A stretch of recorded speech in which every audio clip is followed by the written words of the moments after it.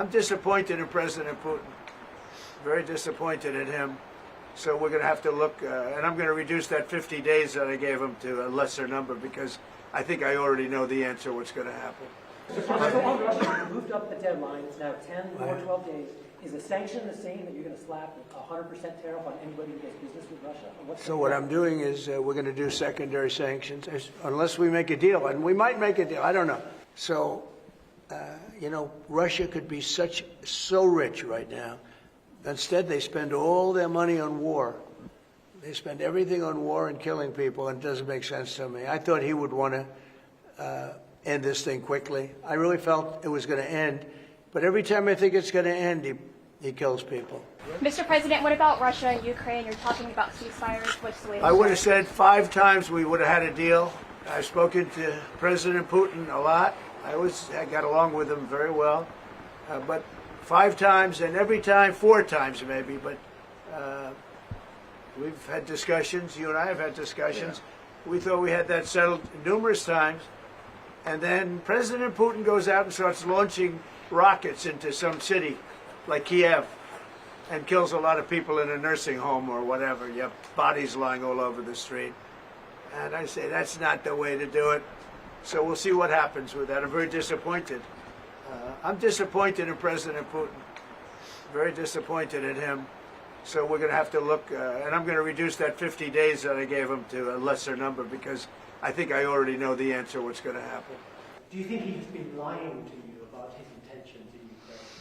Well, I don't want to use the word lying. All I know is we'd have a good talk, and it seemed on, let's say, 3 occasions, it seemed that we were going to have a ceasefire and maybe peace, and you divide it up and you do whatever you have to do that obviously to get to the end.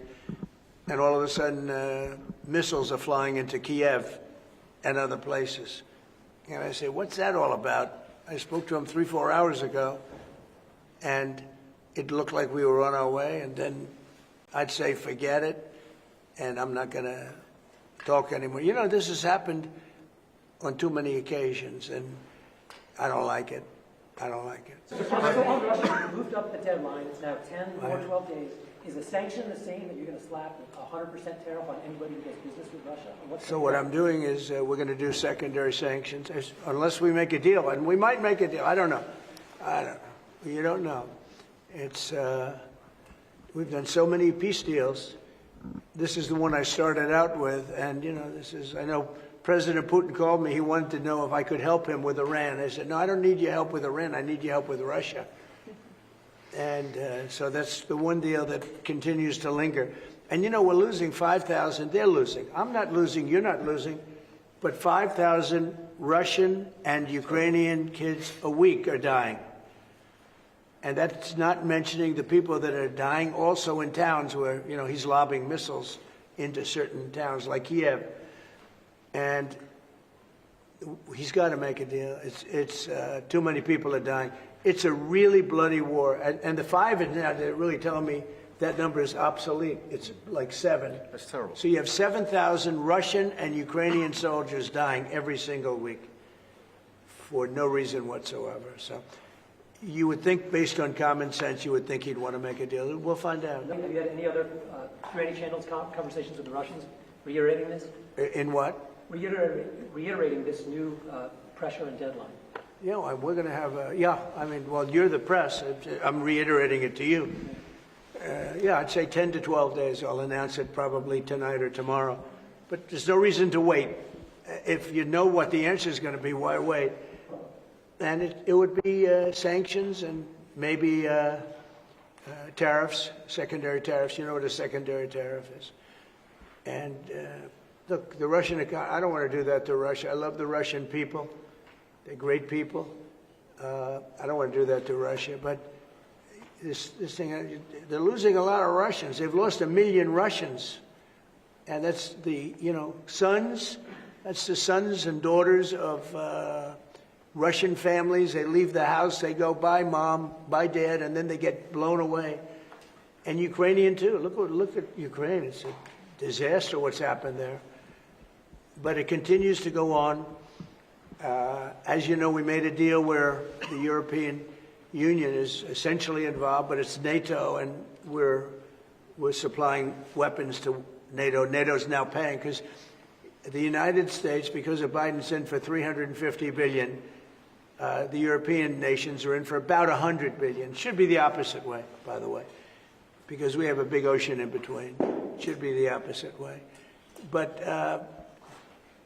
I think that eventually something's going to happen. It should happen fast. So many people are dying. You know, when I settled out with Congo and Rwanda, they lost almost 8 million people. And it just made so much sense. And if I didn't get involved, they wouldn't have done it. They weren't even thinking about settling it. It was just going on forever. And nobody could go into those territories because they'd get killed. They'd get killed. And now they have I hear it's a whole different ballgame. We settled it. This is one that should be settled. Russia, Ukraine. This is one that really should be settled. Mr. President, with the EU deal last night, you talked during the campaign about President Putin respecting you and helping you have a relationship with him. Do you still feel that way, that he respects you, considering the conversations you've had that have been really nice? Yeah. I've always gotten along with President Putin. I have had a great relationship with him. And he went through the Russia hugs, too. You know, I mean, it was... We used to talk about it. We used to say, you know, it's too bad we really can't do anything between our country. Because if we did, they'd say, oh, it's, you know, some... Look, I was tough on Putin because I was the one that closed up Nord Stream, and Biden came along and opened it up. I was very tough on Putin in one way, but we got along very well. And I never, you know, I never really thought this would happen. I thought we'd be able to negotiate something out. And maybe that'll still happen, but it's very late down the process. So I'm disappointed. And, you know, the funny thing is that their economy isn't that big, and it's having a hard time right now, but it's a relatively small economy. A strong military, but strong economy. And it used to be a strong economy. Now it's not. He's gone through a lot. Economically, it's not easy. But it's pretty small. You know, compared to that magnificent size of that land. The land is massive. It's got, I guess, 9 time zones or something. It's a massive piece of land. Russia could be so rich. It could be so rich. It could be thriving like practically no other country. And they're holding that back because we can't. He wants to do trade deals with us. He talks about it all the time. He wanted to. And I envision that, a lot of trade with Russia. They have a lot of valuable things. When you talk about rare earth, they have serious rare earth, right? They have just about every form you can have. So, you know, Russia could be so rich right now. Instead, they spend all their money on war. They spend everything on war and killing people, and it doesn't make sense to me. I thought he would want to end this thing quickly. I really felt it was going to end.